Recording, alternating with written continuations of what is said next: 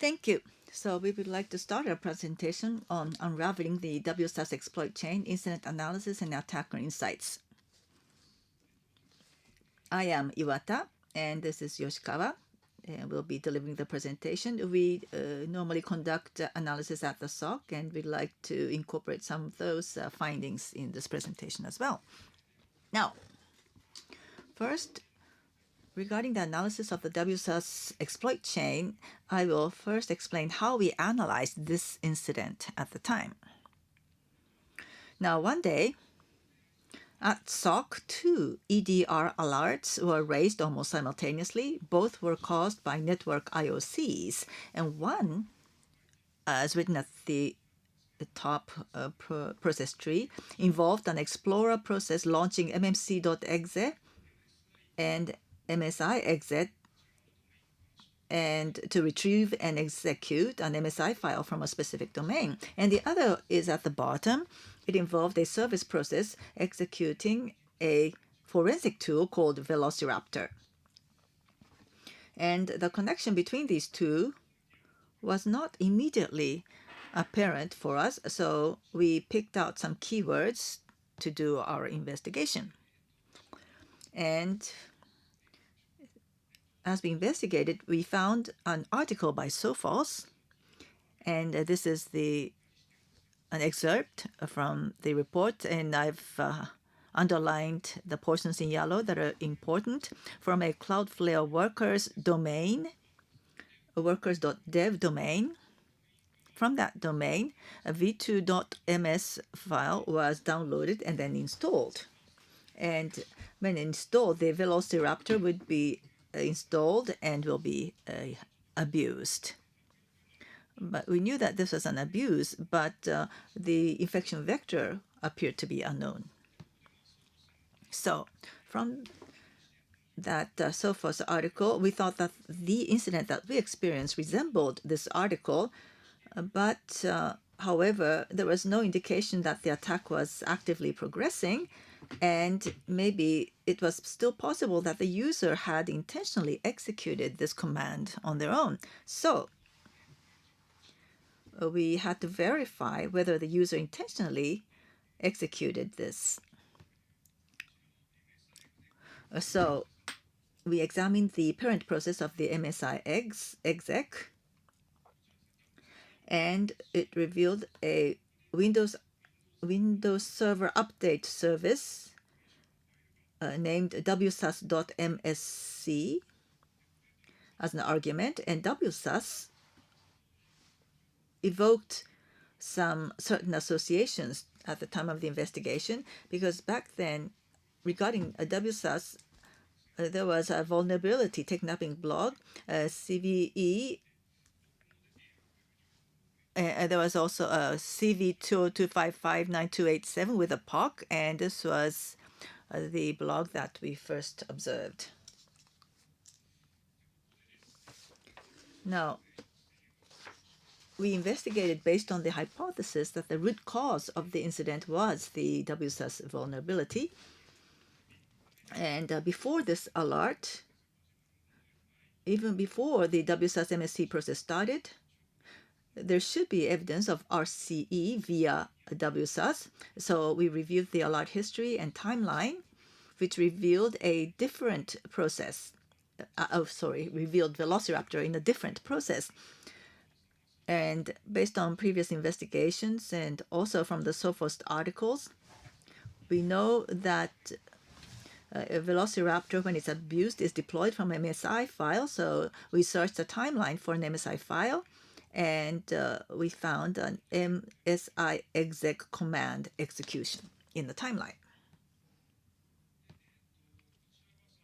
Now, this is the process tree containing the MSI exec command, and the command we found is at the very bottom, and the command is identical to the one we showed earlier, and with a different process tree, and the command exec and its lookup were also visible there, and digimg.store, which is used for connectivity checks, a domain, was also appeared as an argument. And when you look at the parent process, it was identified as WSUS service. And for command exit to belong to WSUS was a bit suspicious. So we thought that maybe the possibility of RC via WSUS had increased. But we did not rush to conclusions, and we decided to gather further evidence. And as the chart indicates, the first two are traces found in the previous slides, and the third, the EDR here,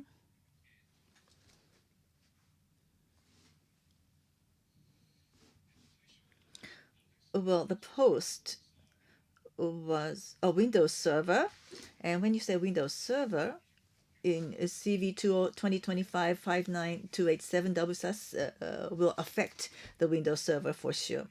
And the other was the network evidence. Initially, just EDR would be difficult to determine if it was publicly exposed. So we look at the network logs and to confirm that the compromised machine was exposed on port 8530, which is the default port for WSUS. And next is threat intelligence, or TI. We looked at other security vendors' reports, and we found RCE using tool shell, stating that Velociraptor was deployed via RCE tool shell. So based on this evidence, we concluded that the CV2025-59287 was leveraged for an RCE via WSUS. Now, until we reached this conclusion, initially it appeared to be user-initiated with no MSI file hash information and no activity after the Velociraptor launch. It was not active, and during analysis, we did do some research, but there was no publicly available information linking the WSUS vulnerability and Velociraptor, but we were able to properly notify it, however, as an RC incident via WSUS. And as I showed earlier, the correlation analysis with the network was also very useful. So up to here, I've been introducing the incident analysis for the WSUS exploit chain.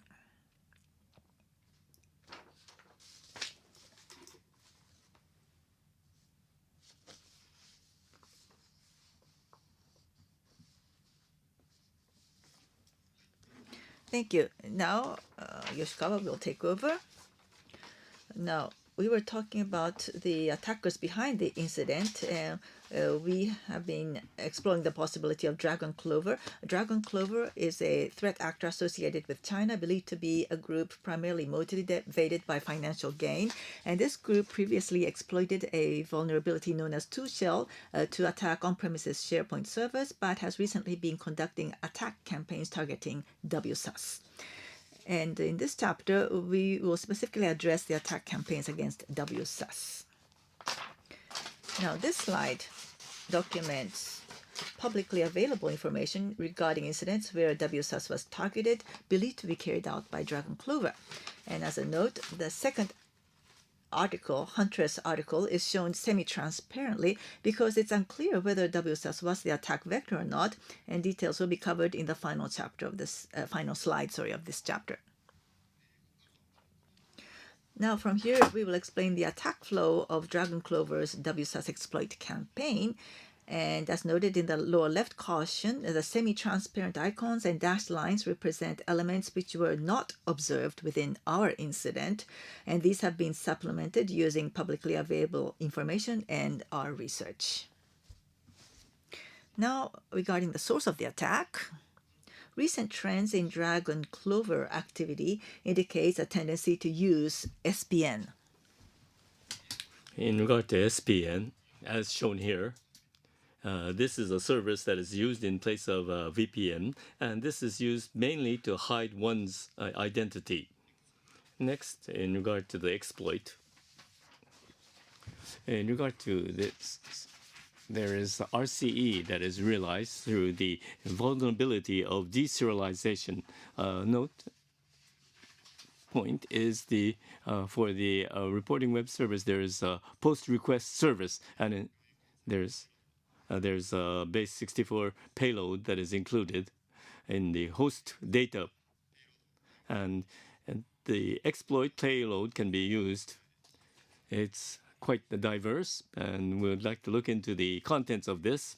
If you look at the payload, the reason why we're looking at this is because there's a high possibility that this was used in the incident that we are investigating.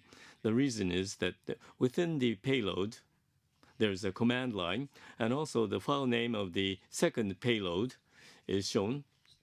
And so therefore, we believe that in our incident, this had been used. And for the first payload, there is also the second payload's base recording encoded. And when the first payload is executed, then the command line shown in the middle in red is implemented with the query testers users function. And we can see here that there is now a portal vulnerability that is being exploited. Next, we'd like to look at the trends that we see. The major point is that the Velociraptor installer. The Velociraptor is used for investigating incidents as a DFIR tool, and it is abused as a RMM tool. And in the next slide, I would like to look into the next details about this. And here's the sample from the main hosting server. Using the Velociraptor from the same hosting server, these are the samples that were hosted from the evidence. We can see this. And tunneling and remote access is possible with these. And these are used for the purposes of obtaining remote access. Most of them are legitimate, and they are used in the terminal that has been victimized and maliciously exploited. And these tools are not always used. They may not be used, or they may just partially used in some cases. And furthermore, as shown in purple, this is a private tool of Dragon Clover. And we would like to briefly cover this in the following slide. At the bottom of the slide, you can see that this tool is used for the tunneling function that it has, and especially communication is taking place using the WebSocket. And also, as a Windows server, this is executed. And in this, there's the MSI file that is used in the victimized terminal, and the MSI file services is used in order to register this as a Windows service. In regard to the security check, there had been a similar tool that had been used by the same actor. And if you can see in the slide, we see the details of an incident that occurred at the end of July. And this, you can see how and what the execution took place. And from the slide dependencies, you can see that the WebSocket is used, and also there is a multiplexing of the communications. And we can see that the XMAX has been used for that purpose. And we can see through the function names, we can see the details, and especially from the function name of a MWS listener, then we can see that the Go language is used as a method for tunneling. And in this exploit campaign, we have been able to observe that there are dependency functions that have been added in order to implement the Windows services. And there's the various services that we can see on the left-hand side. And these are using the Go language. There are service programs that have been developed using the Go language and used in the library. And especially to go through the WebSocket server, you can see that the unserver function has been used as the start function. Finally, we would like to look at the initial access and the attacker's activity. And in regard to Velociraptor, we can see that this is something that has been observed, and there's school sealer that is used, and it has been reported about the usage of this. And in regard to the hosting server that is used, it has not been confirmed about the actual usage of this, but we understand that the Dragon Clover had used the RMM tools for hosting. And in case 2, 3, and 3, we can see that these were taken care of by the vendor immediately because there had not been any major activity after the compromise had occurred when the investigation was carried out. And we have a very advanced case of a compromise, and there is the unique characteristic of Dragon Clover, Warlock ransomware that was used. And in this incident, it is not clear whether it was WSUS that was used or not. And we saw this tool. And from the text file that was left with the tool, then we seem to see signs that this was using the vulnerability of WSUS. Now, I've talked about the Dragon Clover's WSUS exploit campaign. And in regard to this incident, we tried to make attribution efforts, and I would like to show the results of the efforts that we made. And in the head office, we had been looking at Storm 2603, which was considered as the same actor as Dragon Clover. And Storm 2603 was first identified in a Microsoft article in July. And in the slide, you can see the portion of the flow identified by Microsoft is indicated. And here, the activity after the compromise is important with the use of the Warlock and Lockbit. And there are two CNC servers that are shown. And this is a very important area to link this to the related incidents. And here is the timeline surrounding Storm 2603. This is based on the characteristics found in the publicly available information. And as indicated previously, in July, this was reported by Microsoft, and the Storm 2603 was introduced, the Lockbit and Warlock being used as being the two forms of ransomware. And in the initial stage of the compromise, in on-premise SharePoint server attacks are being carried out as the starting point. And then the Microsoft report indicates that the web shell, so IOC, uses AK-47, the toolkit. And within this toolkit, there's the Lockbit transmitter that is something that is used within Warlock. And so we believe that Storms 2603 has been taking a thing in this area, and we suspect that they have been active since March of 2025. Now, we'd like to introduce Gold Solemn that was tracked from the source.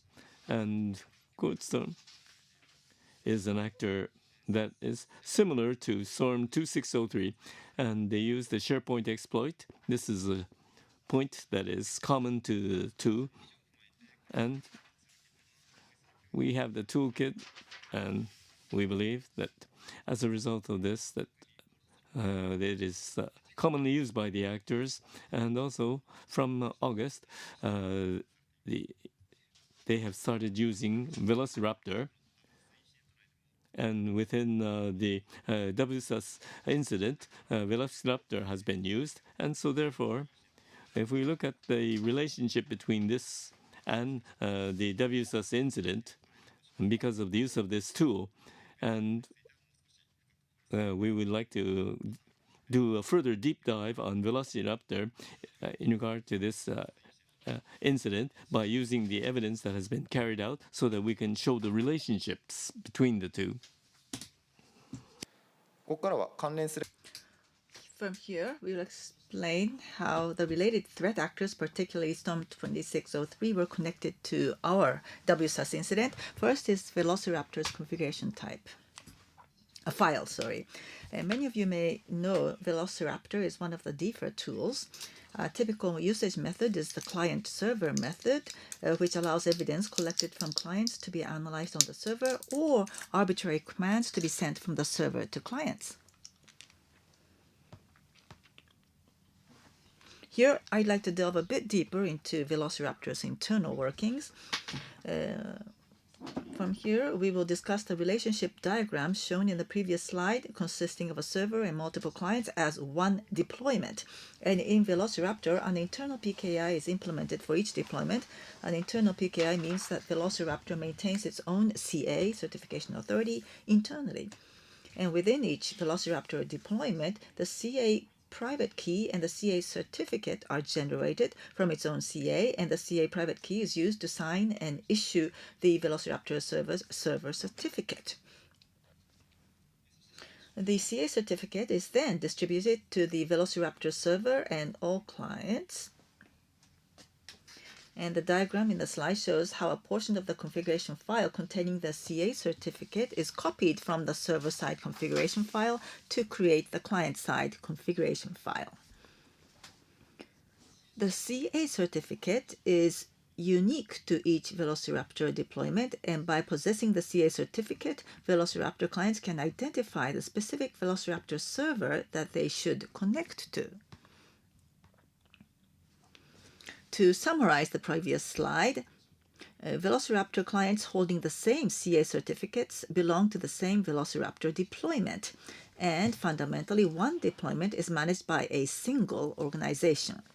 This means that if the CA certificates are the same, then incidents caused by those Velociraptors can be attributed to a unique threat actor. The table in the slide summarizes Velociraptor installers collected based on this concept. The table shows that the Velociraptor instances linked to Cloudflare workers observed so far were used by a unique threat actor. Furthermore, regarding the connection between Storm 2603 and AK-47 shown earlier, where domains masquerading as Microsoft were partially involved, we can see that domains mimicking Microsoft were also used here as well. This plot shows the timeline based on the file names of the used MSI files. The previous slide demonstrated that the Velociraptor C2 and the hosting domain changed for each MSI file name, but this slide reveals that these changes occurred sequentially over time. And as supplementary information, I discovered an irregular MSI file among those used to install Velociraptor, so I'll describe it here. The Velociraptor installer, as shown in Chapter 2, fundamentally installs the Velociraptor binary directly as a service. And in this case, the implementation contained a command prompt binary internally and used it to install an external Velociraptor installer. But this is strictly restricted to this presentation. Therefore, first incidents where Velociraptor belonging to the same Velociraptor deployments was used are considered to be from the same threat actor, and among the reported incidents, there is one involving Sophos Gold Salem. And Gold Salem is believed to be the same threat actor as Storm 2603. Next, regarding the IP address of the hosting server observed in our incident. As I mentioned in Chapter 1, when accessing the Velociraptor installer URL, although the files could no longer be downloaded at the time of investigation, a Cloudflare error screen similar to the slide appeared. And noteworthy here is the lower right corner, the host section, where it was apparent that the host information behind Cloudflare was missing. So when I ran the domain mentioned earlier in VirusTotal and examined the associated IP address information, I found comments like those shown on the right. Setting aside the comment labeling the IP address as a C2 domain for now, it's clear that this domain was used as a C2 server within an incident targeting SharePoint. And this indicates a connection between the WSUS incident and Storm 2603, which was exploiting SharePoint. Additionally, the AS number to which the aforementioned IP address belongs is known from public information to have been used as a C2 server in past incidents attributed to Storm 2603. Thus, a connection to Storm 2603 was indicated from the IP address believed to be the hosting server behind Cloudflare. Next, we show the account name included in the WSUS exploit payload and the connection to Storm 2603, this time from the domain of the hosting server. As introduced in Chapter 2, the payload used in the WSUS exploit included functionality to install external MSI packages and exploit Petit Potam, along with the ability to add users. Here, the username was hard-coded as adminback2, as shown in the slide. That's the account name. Here is an excerpt from Huntress's December article. And incident 1 of this article, the account name mentioned earlier was created during the compromise, and the Velociraptor download source matched that of our WSUS incident.